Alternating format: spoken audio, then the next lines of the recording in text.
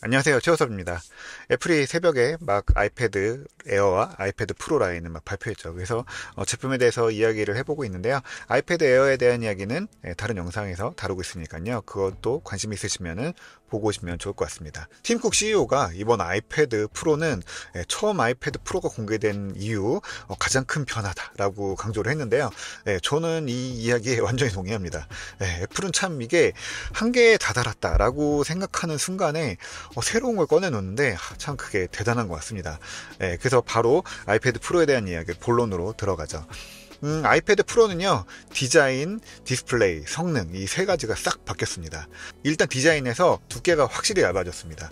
11인치가 기존의 5.9mm에서 5.3mm로 줄었고요. 이 큰 제품은 기존의 이 12.9인치가 이 6.4mm였던 게 5.1mm로 줄었습니다. 굉장히 많이 줄어들기도 했고요. 기존에는 이 12.9인치가 11인치보다 조금 더 두꺼웠는데 이번에는 이 큰 제품이 더 얇습니다. 이 기기의 두께는 보통 배터리와 열설계가 결정을 하거든요.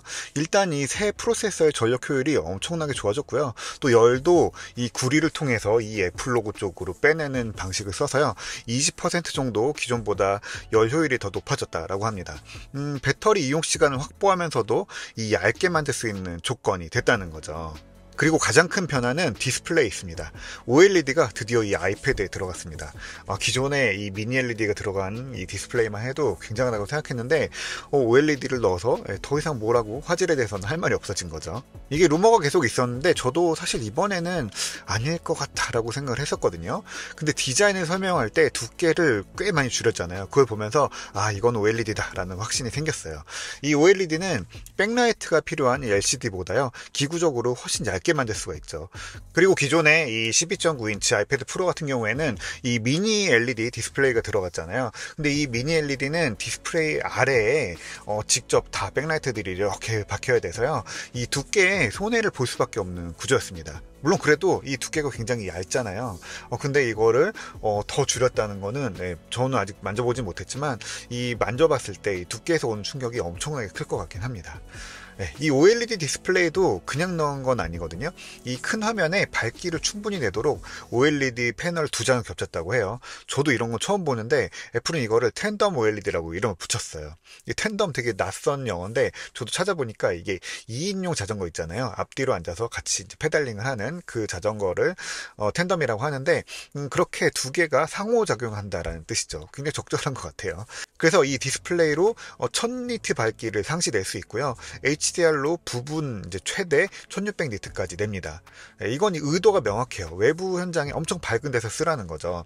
이 영화 촬영 현장이나 뭐 산업 현장, 뭐 야외에서 그림 그린다든지 하는 이런 특수 상황이 우선적으로 고민되는 거예요. 프로들이 어디서든지 하던 일을 해라라는 거죠. 그런데 1000니트, 1600니트 이런 밝기는 지금 아이폰 프로에서도 이제 되고 있는 거거든요. 이게 왜 두 개를 겹쳐서 만들었을까라는 생각을 좀 해봤는데 저는 이거를 디스플레이 수명 때문이라고 봅니다. 정확한 건 아니에요.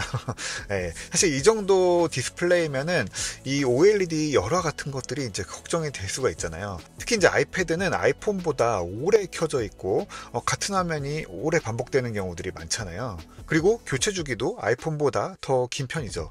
근데 이 화면에 버닝이 생긴다. 이거 굉장히 치명적이죠. 이 OLED 버닝은 밝게 오래 보면 생기는데 그걸 막기 위해서 저는 이거를 덜 밝게 두 개를 겹쳐서 화면을 만들어낸다라고 봅니다. 그러면 밝기를 더 밝게 확보하면서도 각 패널 상에는 수명을 훨씬 더 오래 가져갈 수 있죠. 밝기가 올라가면 올라갈수록 수명이 이렇게 떨어지게 되거든요. 그리고 전력 소비도 따라서 이제 올라가게 되는 거죠. 밝기를 확보하면서도 수명과 이 전력 소비 이런 것들을 다 잡는 게 바로 이 텐덤 OLED가 아닌가라고 생각을 해봅니다. 이거는 디스플레이 전문가들 말씀을 좀 해주시면 좋을 것 같고요. 저도 이거 좀 다시 더 알아보고 이야기 드리도록 하겠습니다. 이거는 그냥 제 추측일 뿐입니다. 네, 마지막은 프로세서입니다. 저 이쯤 오면서 이게 소문이 거의 다 맞아 들어가는구나 라고 약간 제 생각의 일부분을 좀 포기하긴 했는데 진짜 이 M4 프로세서가 들어갔습니다. 상식적으로는 이게 M3 칩이 나온 지 이제 반년인데 아이패드 프로에 M3 들어가는 게 맞잖아요. M4로 세대 교체를 하는 게 사실은 좀 이상한 거죠. 뭐 여러 가지 이유가 있겠지만 좀 간단하게 생각해 보기로 했어요. 애플이 이번 아이패드를 올해 나오는 제품에 가장 주목받는 주목받는 히어로로 보고 있구나라는 거예요. 사실 애플이 지금 M4 칩을 만드는 거는 기술적으로 별 어려움이 없습니다. 이미 M3로 3나노 공정이 이제 자리를 잡았고요. 그 안에서 뭐 클럭이랑 코어 수 이런 것도 조절하고 뭐 트랜지스터 더 많이 박아서 늘리면은 충분히 성능이 좋아집니다. 이게 M1에서 M2로 넘어갈 때도 보여줬던 건데요. 이 칩 크기가 설계 단계에서 하나도 중요하지 않아요. 메인보드도 애플이 만들고 이 칩을 쓸 회사도 애플 뿐이기 때문에요. 뭐 다이 사이즈가 변하고 칩 크기가 어떻게 변하고 아무 문제가 없습니다. 바로 트랜지스터를 많이 박아서 칩을 크게 만들면 그만큼 성능이 늘어납니다. 물론 그 출시 시기를 좀 앞당겨서 낸 거는 맥 입장에서 보면은 좀 억울할 것 같긴 합니다. 애플은 이제 막 M3로 맥 라인업을 이제 잡아가고 있는데, 그러면 또 M4로 빠르게 넘어가야 되나요? 그렇게까지 급할 일이 사실은 맥 시장에는 없죠. 그래서 이제 맥이 어떻게 라인업을 가져갈지 이건 조금 더 지켜봐야 될 것 같아요. 뭐가 있지 않을까라는 생각도 좀 듭니다. 하지만 중요한 거는 애플은 이 칩 설계에 대해서 이제 직접 주도권을 쥐면서 이제 이렇게 두 세대를 함께 이끌고 가는 어떻게 보면 변조죠. 이런 것도 보여줄 수 있게 됐다라는 겁니다. 다른 칩 만드는 회사들은 지금 사실은 좀 어이가 없을 것 같습니다. 그렇다고 이게 성능이 조금 올라간 것도 아니고요. CPU는 M2보다 50% 정도 빠르고요. GPU는 4배까지 빠르다고 합니다. 이게 뭐 정확한 상세 스펙이나 뭐 이런 것들이 다 나오지 않아서 아직 정확히는 모르겠는데 일단 CPU에 효율 코어가 2개 더 늘어서요. 4+6 구조가 됐어요. 이게 트랜지스터를 때려 넣어서 성능을 높일 수 있다라는 부분을 여기서 보여주는 거죠. 전체적으로 M3가 M2보다 CPU가 25% 정도 빨라졌었고 GPU도 1.8배 정도 좋아졌다고 얘기하거든요.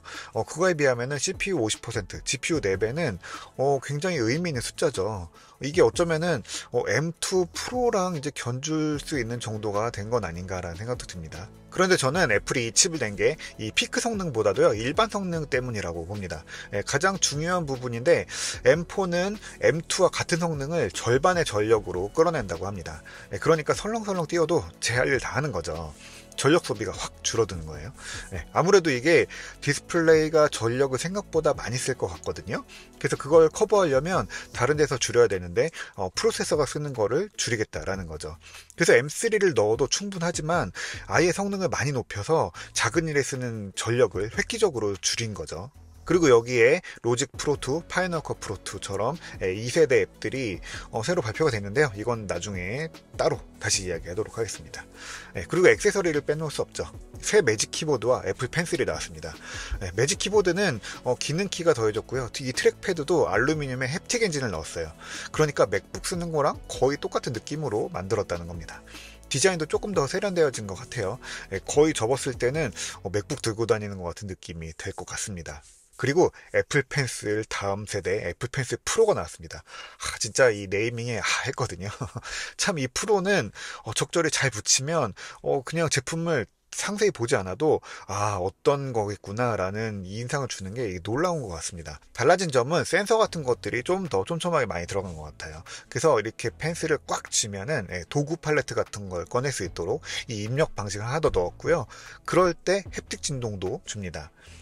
그리고 펜슬을 이렇게 돌리면은 자이로스코프로 각도를 읽어서요. 이 브러쉬 각도를 조절하거나 오브젝트를 이렇게 비틀 수 있는 거죠. 실제 펜도 이렇게 넓적한 붓 같은 것들을 이렇게 눕히면은 그 방향으로 이 각도가 조절되잖아요. 그걸 예전에는 조금 다르게 이제 구현을 했었는데 이제는 그냥 펜슬을 뒤트는 걸로 구현이 되는 겁니다. 실제 펜에서 주는 효과를 디지털로 더 정교하게 만든 셈이죠. 이거 외에도 이제 나의 찾기로 애플 펜슬을 찾을 수 있게 됐고요. 근데 가격은 $129라고 합니다. 뭐 가격은 뭐 그럴만하다라는 생각도 듭니다. 마지막으로 아이패드 프로 가격도 이야기를 안 할 수가 없는데 가격이 11인치가 $999 그리고 13인치는 $1299로 $200씩 높아졌습니다. 꽤 비싸죠. 물론 이제 저장 공간이 2배씩 늘어서 기본이 256GB가 됐기 때문에 충격을 조금 줄일 수 있긴 하지만 좀 부담스러운 거는 사실이긴 하죠. 아무래도 이게 OLED 때문이라서 할 말이 없습니다. 어떻게 보면은 이 디스플레이 고급 디스플레이에 컴퓨터를 넣어주는 것 같은 이런 전략이 뭐 사실 애플 제품에 그런 느낌 주는 게 많죠. 그래서 디스플레이 때문에 충분히 가격은 그럴만하다라고 하지만 좀 비싼 거는 아쉽습니다. 또 계속 오르고 있는 환율이 또 야속하죠. 이 아이패드 에어 편에서도 말씀드렸지만 이제 프로는 완전히 프로의 영역으로 넘어가는 것 같습니다. 모두가 프로를 쓸 건 아니죠. 이 수준의 제품이 필요한 이 극단적인 프로 영역을 위한 그런 제품이라고 선을 확실히 이제 그어준 거고요. 이왕이면은 프로를 사자라는 게 아니라 확실히 아이패드 프로를 통해서 생산성이 필요한 분들이 아니라면은 아이패드 에어를 고르는 게 더 낫고요. 그랬을 때 아이패드 에어의 만족도가 아주 크게 높아졌다라는 게 이번 제품 발표의 중요한 부분이라고 봅니다. 어쨌든 아이패드 프로는 엄청나게 비싸지만 또 끝내주기 좋은 제품이 나왔다라는 거는 부정하기 어려울 것 같습니다. 그런 기술을 뭐 우리가 다 쓰진 않더라도 그냥 이런 게 있다라는 걸 지켜보는 것만으로도 충분히 즐거운 일이죠. 그래서 오늘은 아이패드 에어 그리고 아이패드 프로 발표에 대해서 빠르게 정리를 해봤고요. 조금 더 자세한 내용은 제품과 함께 또 다시 전해드리도록 하겠습니다. 오늘 이야기는 여기까지 할게요.